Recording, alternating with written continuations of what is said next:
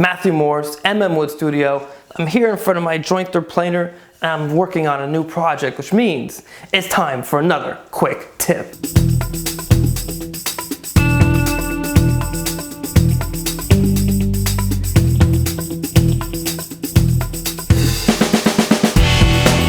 So what is the quick tip for today? Well, the quick tip is how to make sure that your legs are not just square to each other on all four sides, but the exact same thickness all around.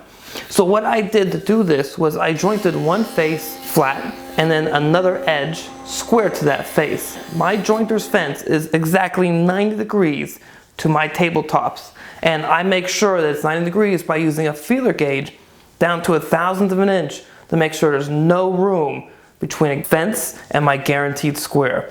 So I'm pretty sure I'm right there. If I'm not, I'm off by just a touch, and it's so little it probably doesn't matter for something like this.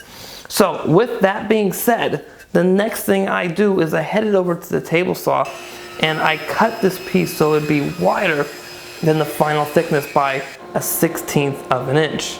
And then what I did was I headed back over to the thickness planer with the exact same setting I had when I finished off the face, so it was coplanar to each other, two faces, and I ran the face that I cut with the table saw through my thickness planer, and now not only are all four faces square to each other, these two faces and these two faces are the exact same thickness. So that's it for this quick tip. As always, everybody on YouTube, subscribe to the channel, share it with your friends, and hit the thumbs up button if you like this.